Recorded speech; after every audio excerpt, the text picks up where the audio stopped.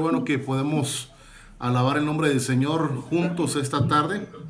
Y bueno, qué bueno que pudieron guiarnos en este tiempo de alabanza ahí con el grupo en vivo, ¿verdad?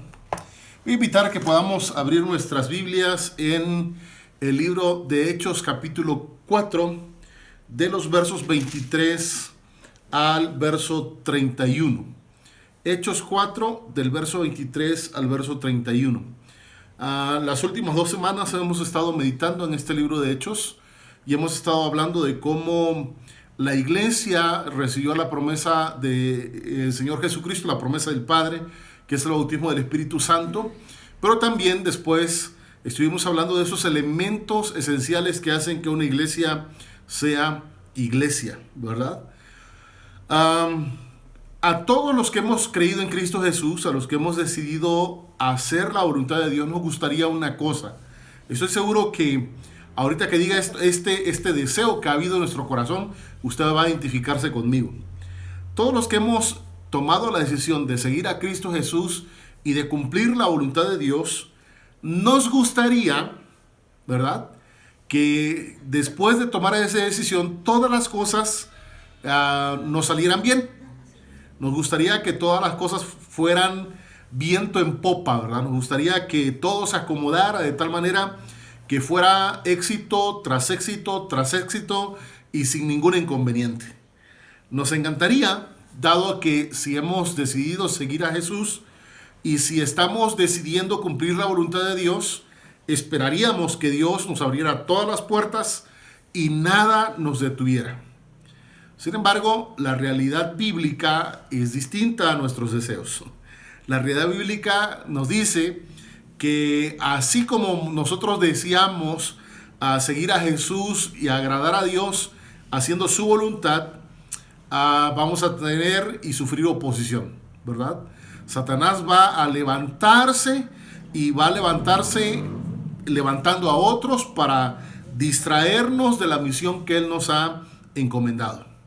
Así que quiero que leamos este pasaje y podamos aprender de cómo reaccionaron los primeros discípulos, la iglesia de Jerusalén, ante una embestida de Satanás a través de una oposición externa.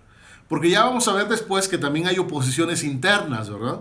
Es decir, hay situaciones que Satanás levanta de afuera hacia adentro.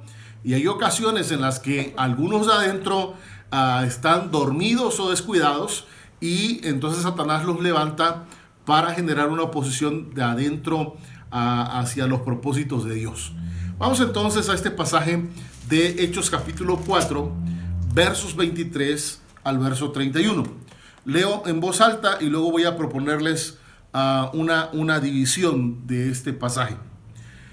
En cuanto Pedro y Juan fueron puestos en libertad, se reunieron con los otros apóstoles y les contaron lo que habían dicho los de la Junta Suprema. Luego de escucharlos, todos juntos oraron: Dios nuestro, tú hiciste el cielo y la tierra, el mar y todo lo que hay en ellos. Tú, por medio del Espíritu Santo, le hablaste al rey David, nuestro antepasado, por medio de David, que estaba a tu servicio, dijiste: ¿por qué se rebelan contra Dios las naciones y los pueblos? ¿Por qué estudian la manera de luchar contra Dios y contra el Mesías que Él ha escogido? Inútiles son los planes de los reyes de este mundo. Es verdad que en esta ciudad se unieron Herodes Antipas, Poncio Pilato, el pueblo romano y el pueblo de Israel para matar a Jesús, a quien tú elegiste para que fuera nuestro rey. Pero ellos solo estaban haciendo lo que tú desde el principio habías decidido hacer. Ahora, Dios nuestro, mira cómo nos han amenazado. Ayúdanos a no tener miedo de hablar de ti ante nadie. Ayúdanos a sanar a los enfermos y a hacer milagros y señales maravillosas. Así harás que la gente vea el poder de tu siervo Jesús, a quien tú elegiste. Cuando terminaron de orar, tembló el lugar en donde estaban reunidos y todos ellos quedaron llenos del Espíritu Santo. A partir de ese momento, todos hablaban sin temor acerca de Jesús. Aquí está una primera oposición, ¿verdad? Como veíamos en la lectura previa, los versos del 1 al 22, bueno, en realidad esto empieza en el capítulo 3, ¿verdad? Cuando los discípulos van al templo para orar a las 3 de la tarde, que es una de las horas especiales para orar de los judíos, y ellos fueron al templo, Pedro y Juan, y encontraron en una de estas puertas a un hombre que desde su niñez había estado paralítico y que siempre era llevado hacia una de estas puertas del templo a pedir limosna, a pedir ayuda. Pero en esta ocasión Pedro y Juan no le otorgaron unas monedas, sino que le miraron fijamente y le dijeron, ¿verdad? No tengo plata ni oro, pero lo que tengo eso te doy. Y entonces le dijo, en el nombre de Jesús de Nazaret, a ti te digo, levántate y anda. Y le extendieron la mano a este hombre Pedro y lo levantó. Y él entonces estuvo detrás de ellos siguiéndolo. Y la multitud estaba asombrada de este milagro, ¿verdad? Acto seguido, la multitud está asombrada de lo que ha pasado. Y Pedro le dice, bueno, ¿ustedes por qué nos ven como si nosotros hubiésemos hecho algo maravilloso? ¿No? ¿Por qué nos ven como si nosotros hubiésemos hecho este milagro cuando en realidad no hemos hecho nada? ¿No? En realidad es en el nombre de Jesús que se ha hecho este milagro. A ese Jesús que ustedes crucificaron, a ese Jesús que ustedes despreciaron y prefirieron a Barrabás por él ha hecho este milagro porque él fue resucitado por Dios para afirmarnos que era el Mesías elegido y enviado por Dios. Y entonces vienen los líderes religiosos a apresarlos, pero como ya es muy tarde, no pueden juzgarlo ese día, sino que lo apresan y hasta el día siguiente viene el juicio. Y eso es lo que hemos leído en el capítulo 4. Este juicio que se hace en contra de los discípulos y la observación que le hacen los líderes religiosos cuando le dicen, hey, ya no sigan hablando del poder de Jesús. Ya no sigan hablando de que Jesús tiene el poder para hacer milagros. Ya no más. Sin embargo, los discípulos, de manera particular, Pedro y Juan, responden de la siguiente manera. Y quiero que vaya conmigo, por favor, a los versos 21 y 22 para que vean la respuesta de Pedro y de Juan a los líderes de la Suprema Corte, ¿verdad? De esta Junta Suprema. Dice, los jefes de la Junta Suprema les advirtieron que tenían que dejar de hablar de Jesús. Luego los soltaron porque no podían castigarlo. Perdón, es el verso 19 y 20. Pero Pedro y Juan le respondieron, díganos entonces, ¿debemos obedecerlos a ustedes antes que a Dios?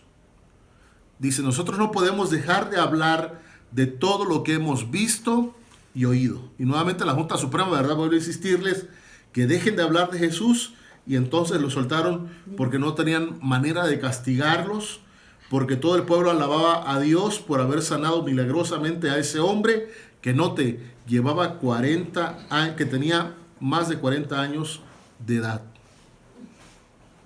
Y aquí están los discípulos. La primera división que quiero proponerles se encuentra en el verso 23, ¿verdad? ¿Qué hacemos cuando estamos experimentando una oposición de Satanás externa? ¿Qué es lo que debemos de hacer? Bueno, lo que debemos de hacer, según el verso 23, es ir con nuestros hermanos en la fe y descansar en nuestros hermanos en la fe. Vean lo que hicieron Pedro y Juan, verso 23. Cuando Pedro y Juan fueron puestos en libertad, se reunieron con los otros apóstoles y les comentaron lo que le había dicho los de la Junta Suprema. ¿verdad? Ellos fueron y dialogaron con los demás apóstoles. Fueron y dijeron, ¿saben qué? Acabamos de pasar esta experiencia complicada, a pesar de que Dios hizo un milagro en el nombre de Jesús. Y este hombre que estaba dependiendo de todos, ahora era autosuficiente para proveerse de las cosas necesarias. A pesar de ello, nos apresaron y nos dijeron que ya no habláramos más en el nombre de Jesús, que nos olvidáramos de sus enseñanzas, que no predicáramos más. Y ellos están descargando, ¿verdad? Están quitando esa carga emocional que hay en sus mentes, en sus corazones, en su alma, en los otros que habían estado sin conocer esto. ¿Saben? Uno de los grandes errores que cometemos como cristianos es el hecho de intentar cargar nosotros nuestras propias penurias, ¿verdad? Nuestras trances oscuros, nuestros momentos de profunda tristeza, de estrés o de preocupación. Intentamos cargarlo pensando que el cristiano debe de poder, porque tiene la ayuda de Dios. Pero recordemos esto: Dios nos ha provisto una comunidad, de un cuerpo, de un grupo de amigos y hermanos que Dios puso a nuestro lado para ayudarnos a cargar esas cargas que son difíciles para nosotros. Y no debemos de sentirnos apenados, avergonzados por contar nuestras cargas. Al contrario, debemos de saber que somos seres humanos, que somos débiles, falibles, limitados, dependientes, y que qué bueno que podemos tener alrededor nuestro a alguien que nos pueda ayudar a sobrellevar nuestra carga, pero también poder reconocer que Dios nos ha puesto ahí para ayudar a sobrellevar las cargas de los otros. Luego, después de que Pedro y Juan han platicado con los demás apóstoles, ellos ahora toman la decisión de ir a Dios y platicar esta situación con Dios. Y miren, las cosas que le dicen a los discípulos, los apóstoles, a Dios en oración, no son cosas que Dios no conozca. Son cosas que Dios ya conoce. Son cosas que de hecho Dios ha dispuesto, como lo dicen en la oración. Pero ellos van y reconocen que si algo bueno va a suceder de toda esta situación adversa, contraria a la misión, va a ser porque Dios está en la misión. Y entonces veamos la siguiente división que quiero proponerles, que es del verso 24 hasta el verso 27. Lea conmigo, por favor. Luego de escucharlos, todos juntos oraron. Y note la forma en la que oraron. Observe la forma en que oraron Pedro, Juan y los demás apóstoles. Dios nuestro, tú hiciste el cielo y la tierra, el mar y todo lo que hay en ellos. Tú lo hiciste. Tú, por medio del Espíritu Santo, le hablaste al rey David, nuestro antepasado. Por medio de David, que estaba a tu servicio, dijiste: ¿por qué se rebelan contra Dios las naciones y los pueblos? ¿Por qué estudian la manera de luchar contra Dios y contra el Mesías que Él ha escogido? Y luego, después de estas dos preguntas, asevera David, ¿verdad? Inútiles son los planes de los reyes de este mundo. Siguen en la oración. Es verdad que en esta ciudad se unieron Herodes Antipas, Poncio Pilato, el pueblo romano, el pueblo de Israel, para matar a Jesús, a quien tú eligiste para que fuera nuestro rey. Y esa frasecita, esa línea, es una línea que deberíamos de tener resaltadas en nuestras Biblias, ¿sí? Dice que todos ellos se confabularon, ¿verdad?, para matar a Jesús. Y dice: a quien tú elegiste para que fuera nuestro rey. Pero ellos solo estaban haciendo lo que tú desde el principio habías decidido hacer. Por eso decía hace rato, a Dios no le agarró por sorpresa nada de estas cosas. Él ya lo sabía, pero los discípulos están diciéndolo, a pesar de que saben que Dios ya lo sabe. Ahora, Dios nuestro, mira cómo nos han amenazado.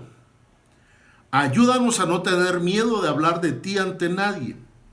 Ayúdanos a sanar a los enfermos y a hacer milagros y señales maravillosas. Y otra vez otra parte que debemos de resaltar. Así harás que la gente vea el poder de tu siervo Jesús, a quien elegiste. Esa es la oración de los apóstoles. Note, la oración de los apóstoles no es: Señor, ten compasión de nosotros y líbranos de ellos. ¿Verdad? La oración no es: Señor, pobre de nosotros que estamos siendo atosigados y perseguidos. La oración de ellos es: Señor, tú conoces estas cosas. Tú has visto cómo ellos nos han amenazado. Tú has visto cómo ellos están tratando de impedir que prediquemos, que hablemos sobre Jesús. Pero Señor, no te pedimos que nos libres de ellos. Te pedimos que nos des el valor para no tener temor de hablar de Cristo a todas las personas. ¿No? La oración es: Señor, llénanos de valentía. Señor, danos el arrojo para hablar de Cristo Jesús. Danos la entereza para que, a pesar de la oposición, nosotros podamos seguir adelante hablando de Cristo Jesús. Pero hay algo más. No solamente piden valor, no solamente piden la fortaleza necesaria. Ellos piden que la mano de Dios esté sobre ellos, de tal manera que cada vez que ellos oren por alguien que está en enfermedad, el enfermo sane. Que cada vez que algo esté pasando, alguna circunstancia esté atosigando a su comunidad, ellos puedan orar a Dios y un milagro pueda suceder. ¿Verdad? Ellos están diciendo: Dios, necesitamos que tu mano esté sobre nosotros, de tal manera que cada vez que intervengamos en algo, tú obres de manera tan poderosa que no quede duda que tú has escogido a Jesús y que estas cosas están aconteciendo por su poder. Qué oración tan atrevida, ¿no? Qué oración tan abrumadora para nosotros. Ellos no están diciendo: Señor, ahí en tu voluntad, a ver si tú quieres hacer algún milagro, a ver si tú quieres hacer alguna sanidad, a ver si tú quieres hacer alguna señal. No, ellos están diciendo: Señor, permite que a través de nosotros hayan sanidades, hayan milagros, hayan señales. De tal manera que nuestro mensaje, este mensaje de que Jesús es el Mesías, el enviado de Dios, pueda ser recibido porque tú estás obrando. Y la última división es el verso 31. Verso 31. Dice: cuando terminaron de orar, tembló el lugar donde estaban reunidos. Y todos ellos quedaron llenos del Espíritu Santo. Y a partir de ese momento, todos hablaban sin temor acerca de Jesús. Y una vez más, esta verdad que hemos venido repitiendo, ¿verdad? Esta verdad que hemos venido señalando desde hace ya algunas semanas atrás, donde hemos dicho: no podemos hacer nada sin la ayuda del Espíritu Santo, y que es necesario que vayamos a Dios y pidamos que envíe a su Espíritu Santo a nosotros para que nosotros podamos cumplir la misión. Una vez más está presente aquí. Ellos han entendido la misión. La misión es, recuerdan Hechos capítulo 1, verso 8, la misión que Jesús les encomendó es: ustedes van a hablar de mí en Jerusalén, en Judea, en Samaria y hasta el final de la tierra, ¿verdad? Ellos están apenas en Jerusalén y empiezan a ver esta oposición en Jerusalén, pero ellos entienden, hay una misión que cumplir, pero sin la ayuda del Espíritu Santo eso es imposible. Así que ellos están orando y Dios responde. Y la respuesta de Dios es una reafirmación de la experiencia que tuvieron en el aposento alto, que nos narra Hechos capítulo 2, ¿verdad? Es una reafirmación. Es recordarles, saben, ustedes ya hace algunos días atrás, semanas atrás, ustedes estaban en el aposento alto, orando, clamando, y yo derramé de mi Espíritu Santo sobre ustedes, y vino este sonido como de una gran tormenta, y hubieron unas llamas de fuego sobre cada uno de ustedes, y cada uno de ustedes habló con denuedo en un idioma que no conocían, pero la multitud alrededor que venía de otras naciones, judíos y aquellos que se habían agregado a la religión judía, les escuchaban y se maravillaban porque les estaban escuchando a ustedes hablar de todo lo que Dios había hecho. Entonces ahora están ellos, ¿verdad? Después de este momento de fricción con los líderes religiosos, y ellos están orando a Dios, clamando a Dios, y en esta oración la respuesta de Dios es recordarles: yo estoy con ustedes. Y ellos quedan llenos del Espíritu Santo. De tal manera que al salir de ese lugar, ellos salen y siguen predicando de Jesús sin temor. Si usted sigue leyendo la Escritura, capítulo 5 del libro de Hechos, va a encontrarse que nuevamente, ¿verdad?, la Junta Suprema va a llamar a los discípulos porque ellos siguen predicando a Jesús. Y luego sigue usted leyendo y va a encontrarse a un hombre llamado Saulo, que se levanta con la autoridad de esta Junta Suprema para perseguir a los cristianos. ¿Y cuál es la razón? Ellos siguen hablando de Jesús. Ellos siguen predicando a Jesús. Amigos, ¿saben? Hay muchas cosas buenas que podemos hacer por la gente hoy, y qué bueno que lo estamos haciendo, ¿verdad? Qué bueno que hemos empezado a apoyar a algunas personas con algunas despensas, hemos estado orando por algunas personas en situación de crisis de salud o cosas por el estilo, pero recordemos esto: hemos sido llamados a predicar a Jesucristo. De una o de otra forma, busquemos oportunidades para hablar de Cristo Jesús. Busquemos oportunidades para decir Jesucristo. Porque muchas personas con las que estamos teniendo contacto y que tendremos contacto en el futuro, podremos tal vez ayudarles a salir de una crisis económica, a tener alimento para un día, a tener medicamento para una enfermedad. Pero si ellos no tienen a Cristo Jesús, cuando terminen sus días, esa bendición para ellos habrá terminado. Pero si les hablamos de Cristo Jesús, haciendo las otras cosas, ¿verdad? Porque es necesario hacer esto sin dejar de hacer lo otro. Hablándoles de Cristo Jesús, si alguno de ellos escucha la voz de Dios hablando a su corazón y toma la decisión por Cristo, cuando esta vida termine, ¿verdad?, cuando todo se acabe, esa bendición permanecerá con ellos. Los discípulos no dejaron de hablar. Y bueno, no han dejado de hablar, ¿verdad? De tal manera que hoy, en el siglo XXI, casi 2000 años después de que estos acontecimientos sucedieron, usted y yo somos parte de esos discípulos, porque algún discípulo nos comunicó el mensaje de Jesucristo, ¿verdad? Alguien nos dijo: Jesús te salva. Así que quiero animarles. Empezar Frater no ha sido fácil. Empezar Frater ha sido difícil. Y creo que todos los que estamos involucrados en esto desde el inicio sabemos, ¿verdad? Ha venido una situación tras otra situación, tras otra situación, adversidad tras adversidad. Y como dije al inicio, quisiéramos que aquellos que hemos decidido seguir a Jesús y cumplir su voluntad, que al decidir nosotros eso, Él nos abrirá todas las puertas. Pero bueno, Satanás se encarga de levantar situaciones adversas.